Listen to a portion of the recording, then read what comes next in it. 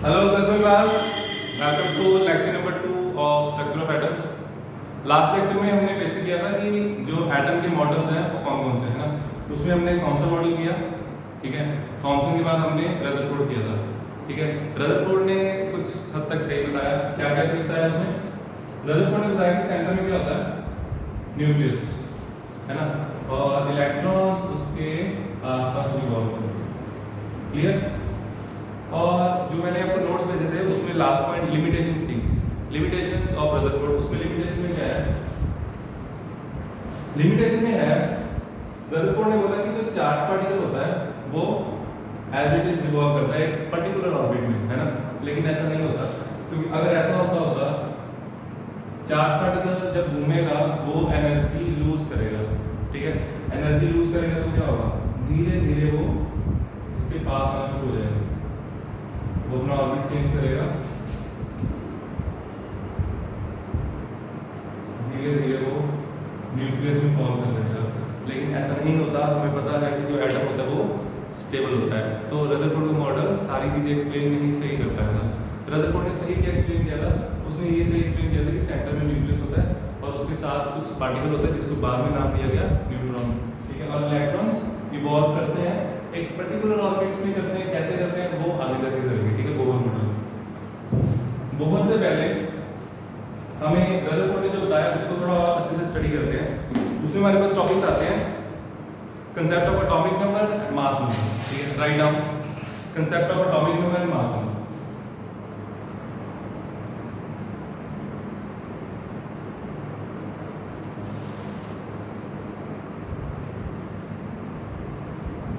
जैसा कि आप सबको पता है एटॉमिक नंबर क्या पता है हमें, जैसे x, let's say we have x element, है ना।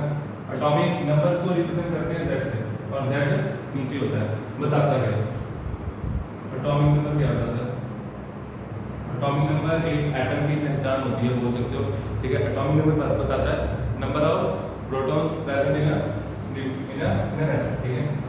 Number of atoms, sorry, number of protons.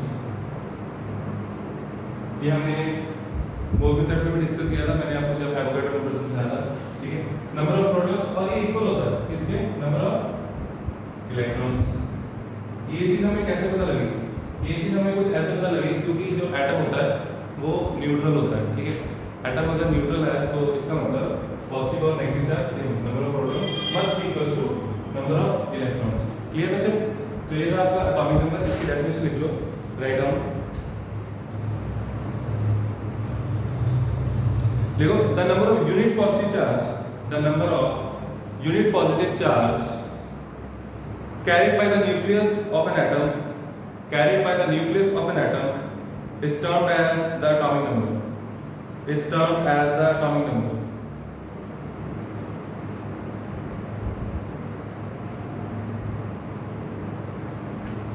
Clear बच्चे?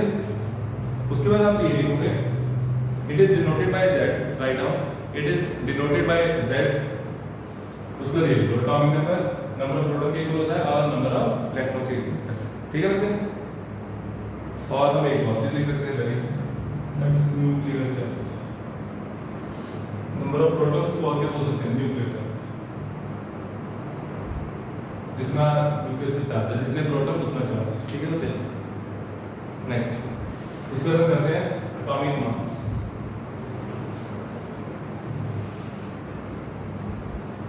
एटम में और क्या क्या होता है?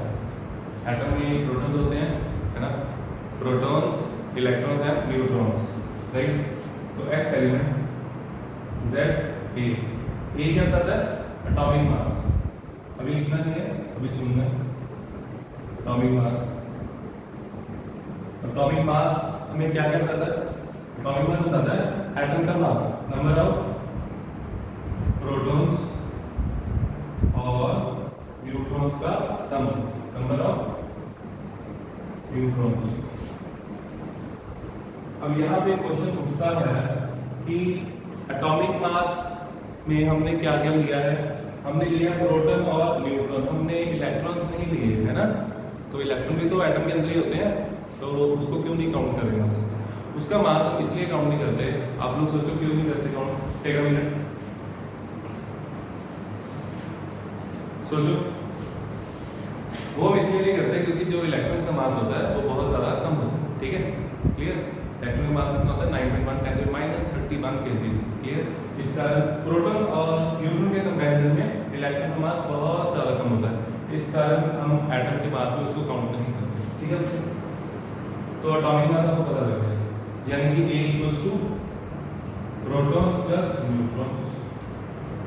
इस फॉर्मूले के साथ हम अभी थोड़ी देर में क्वेश्चंस करने वाले हैं, क्लियर। ये बच्चे डेफिनेशन लिख लो, फिर इसको नोट डाउन कर लेना, write down this definition.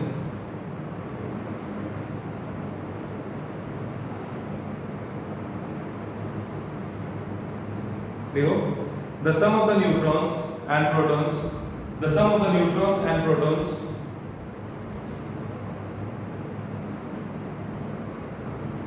is known as mass number, is known as mass number, mass number, atomic mass या mass number, ठीक है। और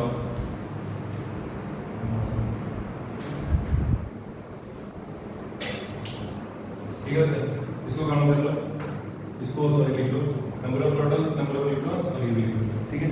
इसके बाद हम नेक्स्ट टॉपिक पे आते हैं, हम लोग ये नोट डाउन कर लो।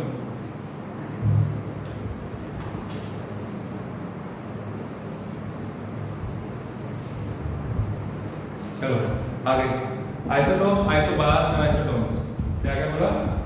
आइसोटोप्स बोला, आइसोबार्स बोला और क्या बोला? आइसोटोन्स, ठीक है बच्चे। आइसोटोप्स क्या होते हैं? आइसोटोप्स मैं पहले तीनों आपको एक साथ क्लियर कर रहा हूं, ठीक है, फिर हम वन बाय वन करते हैं। Isotopes, same atomic number,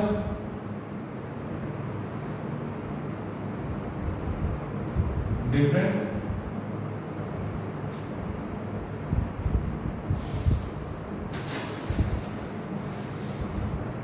mass number, ठीक है। उसके बाद आता है आइसोबार्स। आइसोबार्स इसमें क्या था? Same atomic number. एग्जांपल है आपके पास, बिल्कुल है, कार्बन 6 12 6 14 13 भी होता है, ठीक है। और हाइड्रोजन हमारे पास है, sorry, hydrogen, deuterium, tritium. Hydrogen का एटॉमिक नंबर 1, ड्यूटेरियम का 1, ट्रिटियम का 1, ठीक है। हाइड्रोजन का एटॉमिक मास 1, ड्यूटेरियम का 2, ठीक है। इन सब में एक एक इलेक्ट्रॉन होता है और एक एक प्रोटॉन होता है, ठीक है। न्यूट्रॉन वेरी करते हैं, ठीक है। तो हम आइसोटोप्स में क्या वेरी करेगा? न्यूट्रॉन्स। और एक चीज और, जो आइसोटोप्स होते हैं वो सेम एलिमेंट के ही होते हैं। देखो कार्बन का ये भी एटॉमिक नंबर सेम है, एटॉमिक नंबर सेम एलिमेंट का यूज होता है, ठीक है बच्चे। उसके बाद है आइसोबार्स में सेम एटॉमिक नंबर था, यहां पे करो same atomic mass, same atomic mass. ये ना बाद में लिख लेना, डेफिनेशन लिख पाऊंगा उसके बाद लिख लेना, ठीक है। Same atomic mass, different atomic number, जैसे कि आर्गन, पोटेशियम एंड कैल्शियम, तीनों ही आइसोबार है। आपको एटॉमिक नंबर इनका पता होगा 18 19 20, एटॉमिक मास होता है। पोटेशियम का जब आप न्यूमेरिकल्स करते हो, हम पोटेशियम का एटॉमिक मास लेते हैं 39, तो 40 वाला भी होता है, ठीक है, 40, ठीक है। You can see atomic numbers are different but atomic mass is the same. तो इसका मतलब यहाँ पे एक और चीज निकलती है, ये मैं आपको दिखाऊंगा भी, ठीक है। आइसोटोप्स में क्या होता है? एलिमेंट सेम है तो कुछ प्रॉपर्टीज इनकी केमिकल प्रॉपर्टीज सेम होती है। यहाँ पे एलिमेंट बिल्कुल अलग है, ये दोनों गैस है, ये मेटल है सॉलिड स्टेट में, ये सॉलिड है, ये गैस है, तो प्रॉपर्टीज अलग अलग है। क्यों? क्योंकि नंबर ऑफ प्रोटॉन्स वेरी करते हैं, क्लियर बच्चे। तो ये था आइसोबार। उसके बाद आता है isotones. Isotones same number of neutrons, this is different, same number of neutrons. Example, phosphorus, silicon, phosphorus, silicon का एटॉमिक नंबर एल्यूमिनियम के बाद आता है 14, phosphorus 15, इसका एटॉमिक नंबर होता है 31, इसका होता है 30, प्रोटॉन कितने? 16, और इसके फॉस्फोरस के बाद क्या सल्फर 16, इसमें 32 होता है। डिफरेंस कितने का?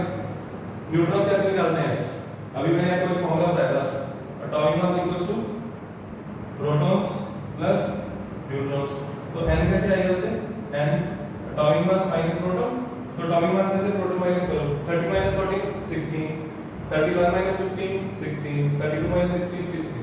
तो इन सब में न्यूट्रॉन सेम है। क्लियर? तो ये थी 3 बेसिक डेफिनेशंस, है ना? आपको समझ आ गया होगा। अब इसको वन बाय वन लिखते हैं। Write down first isotopes.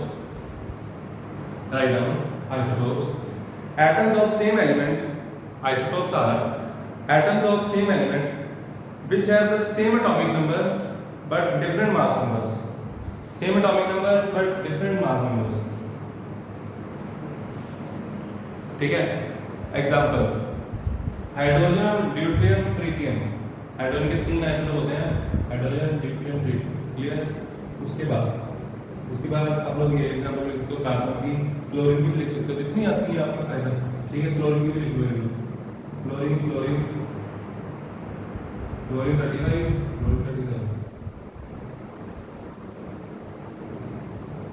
ठीक, 3 एग्जाम्पल हो गए हमारे पास, है ना? उसके बाद स्टार मार्क करके लिखो, स्टार मार्क करके लिखो, they have same number of electrons and protons. Isotopes have same number of electrons and protons. सीधी सी बात है, एटॉमिक नंबर सेम है। ठीक है? तो सेम नंबर ऑफ प्रोटॉन्स लेने होंगे, इलेक्ट्रॉन्स होंगे। क्लियर?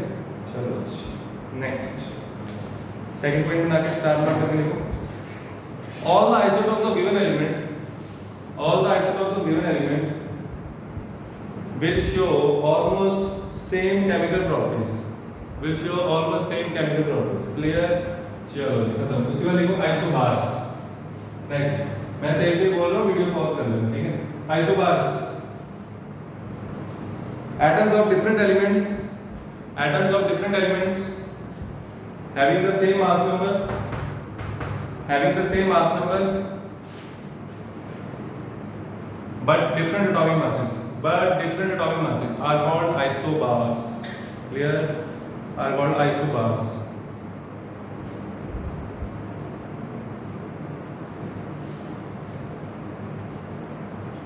आइसोबार्स में सेम क्या होता है? आइसोबार्स में आप लोग सोचो सेम क्या है? प्रोटॉन सेम है? प्रोटॉन सेम नहीं है। इलेक्ट्रॉन सेम है? नहीं सेम है। न्यूट्रॉन सेम है? 40 माइनस 18 22, 40 माइनस 19 21। तो न्यूट्रॉन्स भी नहीं सेम, प्रोटॉन भी नहीं सेम, इलेक्ट्रॉन भी नहीं सेम। फिर सेम क्या है? सेम है ये number of proton plus number of proton plus neutrons. ठीक है?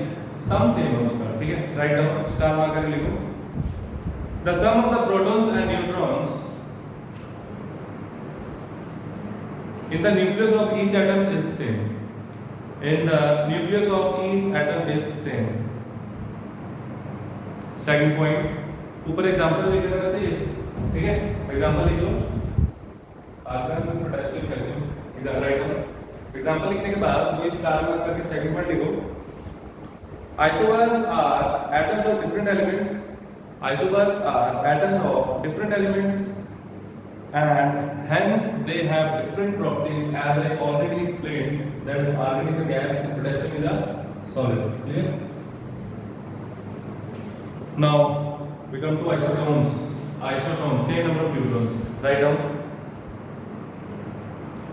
Atoms having same number of neutrons. Atoms having same number of neutrons. Atoms having same number of neutrons, but different mass numbers. Very nice. And but different mass numbers are called isotones.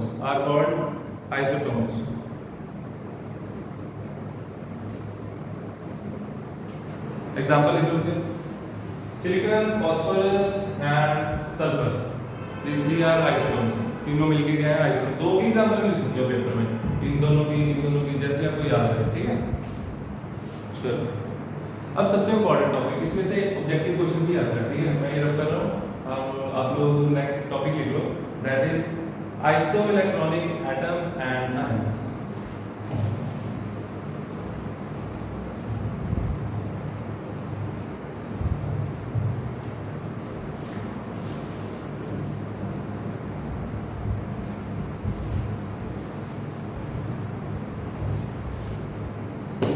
क्या बोला मैंने? Isoelectronic ions atom and right. Iso means same electronic related to electrons, जिनके पास same number of electrons होते हैं। कैसे? Oxygen के पास कितने इलेक्ट्रॉन है? 8, एटॉमिक नंबर 8 होता है। ऑक्सीजन पे 2 नेगेटिव चार्ज है, इट मींस ऑक्सीजन के पास 2 इलेक्ट्रॉन एक्स्ट्रा हैं, 8 होते हैं 10 हो गए, ठीक है। नाइट्रोजन के पास कितने इलेक्ट्रॉन होते हैं? 7, है ना। एटॉमिक नंबर कितना है? 7 इलेक्ट्रॉन 7 प्रोटॉन, ठीक है। कंफ्यूज नहीं होना, थोड़ा सा पास पढ़ा लो, ज्यादा नहीं पढ़ाना मैं, ठीक है। 7 इलेक्ट्रॉन्स 7 प्रोटॉन, इसको 3 एक्स्ट्रा इलेक्ट्रॉन इधर लिख देता हूं मैं। इसके बाद 7 इलेक्ट्रॉन होते हैं, सॉरी 8 इलेक्ट्रॉन होते हैं और 8 प्रोटॉन होते हैं। हमने इसको 2 इलेक्ट्रॉन और लिए प्लस 2 इलेक्ट्रॉन्स, कितने हो गए? 10 इलेक्ट्रॉन्स। तभी तो उसके ऊपर 2 नेगेटिव चार्ज है, 2 इलेक्ट्रॉन देखो एक्स्ट्रा है ना, इसके बाद 10 इलेक्ट्रॉन है। 8 प्रोटॉन 8 इलेक्ट्रॉन को न्यूट्रलाइज कर लेंगे, 2 इलेक्ट्रॉन बचेंगे, ठीक है। इधर 7 के साथ न्यूट्रल, इसको हमने इक्वल करना है। 7 में कितना ऐड करना? 10 आ जाए, 3।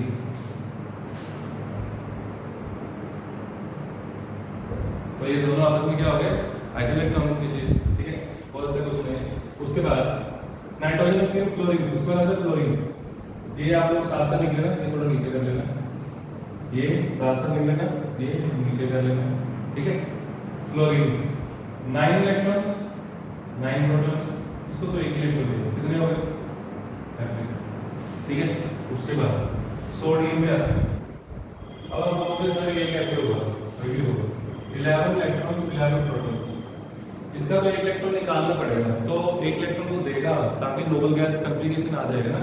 तो सोडियम पॉजिटिव आइसोइलेक्ट्रॉनिक। मैग्नीशियम, अब आपको समझ आ रहा होगा क्या करना है। 12 आ गया यहाँ पे,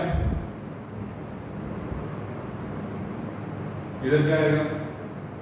माइनस, यहाँ पे माइनस इलेक्ट्रॉन लिख देता हूँ, माइनस इलेक्ट्रॉन, ठीक है। इधर -2 इलेक्ट्रॉन्स 2 पॉजिटिव चार्ज, सही समझ। और एक और एग्जांपल लिखेंगे, एल्युमिनियम 3 पॉजिटिव, ठीक है।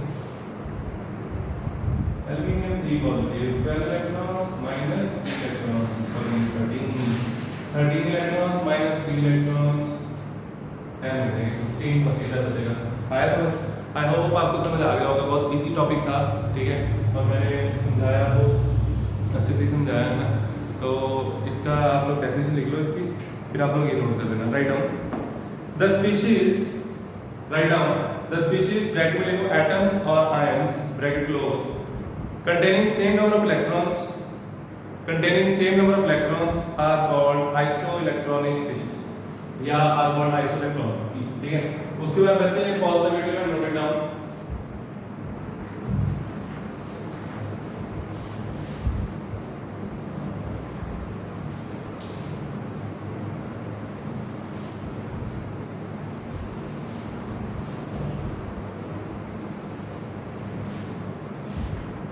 चलो अब हमारा बेसिक इंट्रोडक्शन होगी इस चैप्टर की, ठीक है।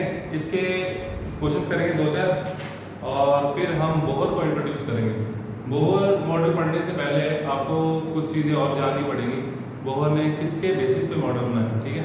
तो उसको जानने के लिए पहले वाले टॉपिक पढ़ने जो मैंने अभी कराने हैं, ठीक है। और उससे पहले हमारे भी इसके न्यूमेरिकल जो हमने अभी किया, राइट डाउन हम 3 से 4 न्यूमेरिकल करेंगे। देखो starting from very simple,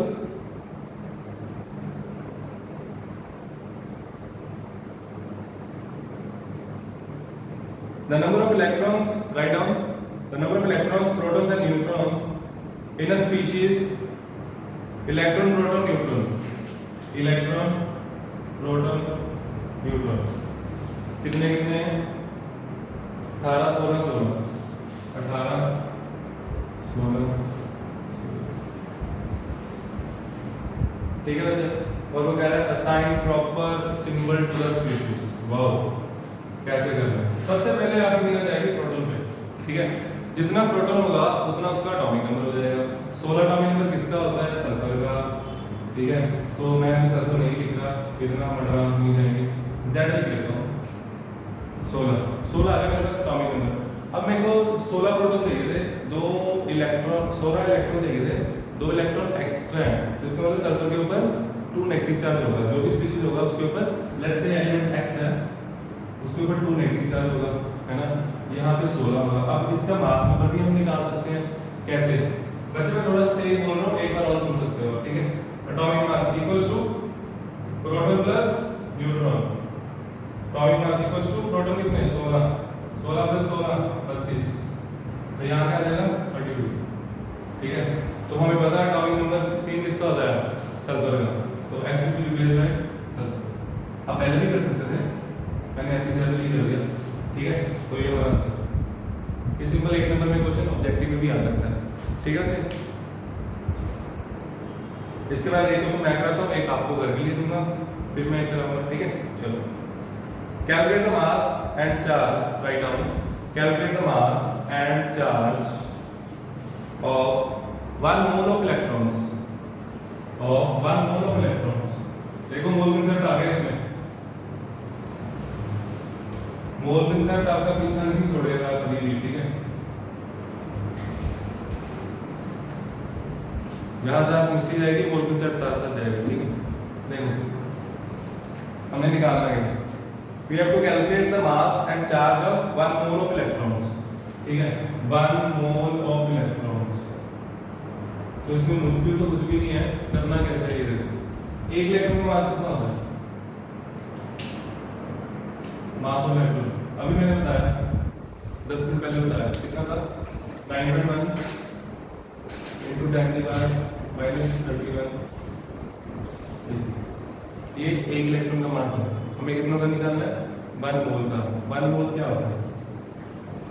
1 mole equals to 6.022 10 की पावर 20, ठीक है। Species, entities, particles, electrons. एक मोल में कितने इलेक्ट्रॉन होंगे? इतने इलेक्ट्रॉन्स का वेट कितना होगा? मल्टीप्लाई हो जाएगा, सिंपल। मैं थोड़ा और अच्छे से समझा रहा हूँ, ठीक है। बिल्कुल बेसिक में जाके ताकि आपका कभी भी गलत ना हो। इसमें आपको आपने न्यूमेरिकल्स किए होंगे और कुछ बच्चों की मैंने देखी भी नोटबुक्स। आपने गलतियाँ क्या की हैं टेस्ट में भी, ठीक है। गलतियाँ यही है जहाँ डिवाइड करने वहाँ मल्टीप्लाई हो, ठीक है। और जहाँ मल्टीप्लाई होगा वहाँ डिवाइड हो जाए, वो चीज़ नहीं करनी, अवॉइड करो। रट्टा मत मारो, वो दिख रहा है कि आपने रट्टा मारा हो, ठीक है। रट्टा नहीं मारना है। देखिए एक इलेक्ट्रॉन का मास 9.1 into 10⁻31। यूनिट साथ में लिखोगे कभी भी गलत नहीं होगा, ठीक है बच्चे। 2 इलेक्ट्रॉन का मास कितना आएगा? इंटू 2, 3 का इंटू 3, 4 का इंटू 4, तो इतनों का कितना आएगा? Into this. तो फिर डिवाइड का सवाल ही नहीं है, यहाँ मल्टीप्लाई होगा साहब, ठीक है। तो 6.022 10⁻23 इलेक्ट्रॉन्स का वेट कितना होगा? 9.1 into 10⁻31 into 6.022 10⁻23। This will be equals to, ये हम देख लेते हैं, 5.486 10⁻7, 5.486 10⁻7। कैलकुलेशन कुछ ज़्यादा मुश्किल नहीं थी, हमने एग्जैक्टली लिखा था इसलिए मैंने इधर बुक से देखा है ना। 9 into 6 कितना आएगा? 54, ठीक है। 54, ठीक है। और ये डेसिमल ये हमने शिफ्ट कर दिया। 31 minus 23 8 होता है, एक डेसिमल इधर शिफ्ट किया, पावर कम होगी, ठीक है बच्चे। तो ये आ गया हमारे पास केजी में मास कितने का? एक इलेक्ट्रॉन का। आप लोग देख सकते हो इतने ज़्यादा मॉलिक्यूल, इतने ज़्यादा इलेक्ट्रॉन्स का वेट भी कुछ भी नहीं है, ठीक है। मिली माइक्रोग्राम उसमें भी नहीं, 0.5 माइक्रोग्राम है, बहुत ज़्यादा कम है, ठीक है। चलो इसमें रख कर देता हूँ। फर्स्ट पार्ट हमारा हो गया, सेकंड पार्ट करते हैं।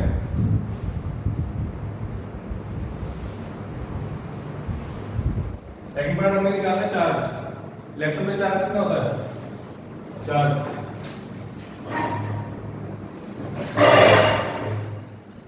1.6 into 10⁻19 कूलम। 1.6 into 10⁻19 coulomb. एक इलेक्ट्रॉन का चार्ज कितना है? एवोगैड्रो का कितना होगा? मल्टीप्लाई कर देंगे, है ना। सेम ऐसे मैं पूरा बिल्कुल अच्छे से आराम से जा रहा हूँ। एक इलेक्ट्रॉन का चार्ज कितना? 1.6 into 10⁻19 कूलम। एवोगैड्रो तो लिख सकता हूँ, एवोगैड्रो इलेक्ट्रॉन पे चार्ज कितना होगा 1.6 × 10⁻⁻19 into एवोगैड्रो नंबर।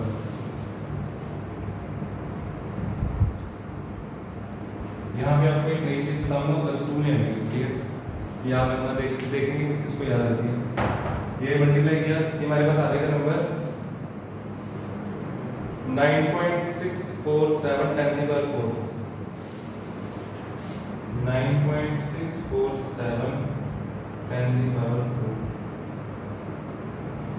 ये देखो यहाँ पे क्या है, ये इसके यूनिट्स क्या है, चार्ज है कूलम, क्लियर। तो इसको बोलते हैं चार्ज और 1 मोल ऑफ इलेक्ट्रॉन, सीधा भी पता होना चाहिए। चार्ज और 1 mole of electron equals to, charge और 1 mole of electron equals to 9.6 decimal में आगे शिफ्ट करो 6470 496,470। बहुत इंपॉर्टेंट चीज बता रहा हूँ, +2 का बता रहा हूँ थोड़ा सा, ठीक है। 94.0 कूलम, ये आ गया जी चार्ज 1 मोल पे, चार्ज पर मोल, है ना। इसको क्या करते हैं, इसको this we take this approximately equals to 96533, ठीक है। और इसको बोलते हैं 1 फैराड, क्या बोलते हैं, 1 farad. This is very important, +2 का टॉपिक है, ठीक है। ये बच्चे नोट कर लो सारा।